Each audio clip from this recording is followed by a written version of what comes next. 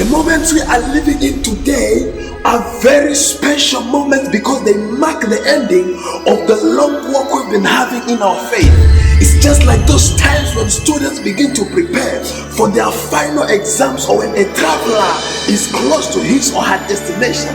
That moment is particularly important because you are sure you are already victorious. You've already won. You've got to be careful, therefore, so that you don't get confused or get derailed from the right path that you've been walking from the very beginning. Now, talking about derailment or confusion, it's very, very important to understand that confusion or derailment will always come from the very places we didn't expect it to come from. It will always come from the things we undermine. It will always be from those things that are around us that we never resolve them because we thought they are not too dangerous to cause that much of havoc. Just like we see Judas is carrying the treasure, betraying Jesus Christ. We didn't expect that. Remember also the story of Adam and Eve. After God that decided that they would live forever in the Garden of Eden, for the devil to deceive Eve, he had to add something to what God has said in a way that it won't look manipulative, though the addition was going to change the whole concept of what God said. And in the end, we see that Adam and Eve lost it all because of not taking enough regard to what looked like sin. Similar to an exam candidate and a traveler close to their destination, we've got to be careful because these are the final moments, which also the Bible calls at the end of times. Because Jesus is coming, and I am excited to present to you where our carefulness has been ignited and instigated.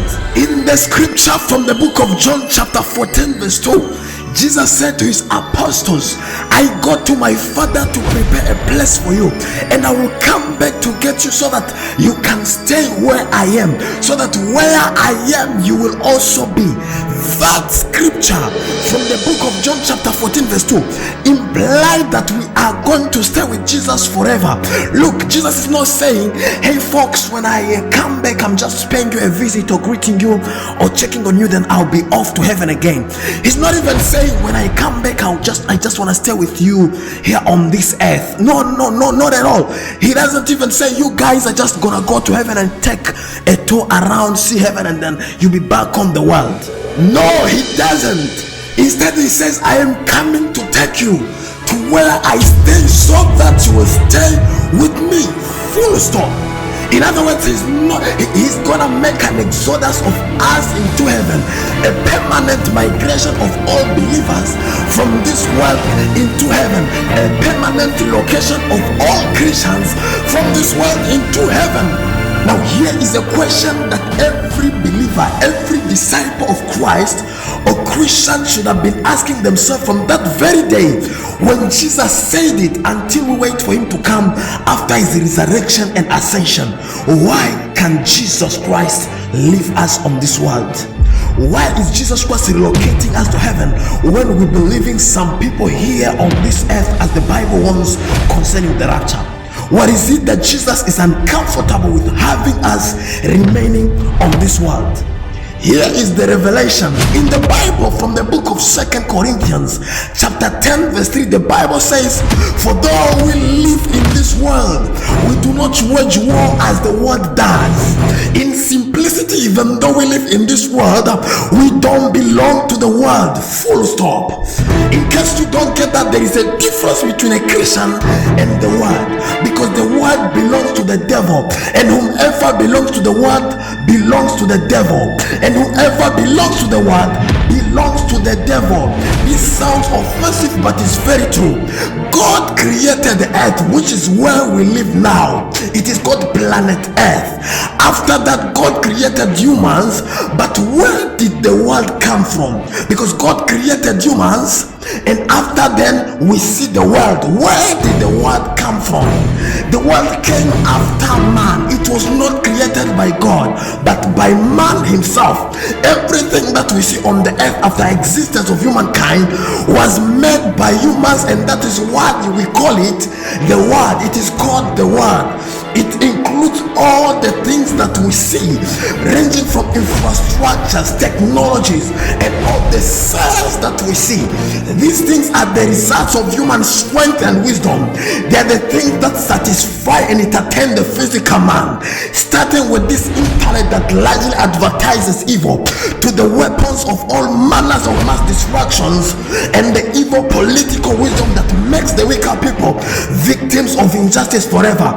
They are what we call the world. So God made the human on earth, then man made the world, and then the world has brought evil.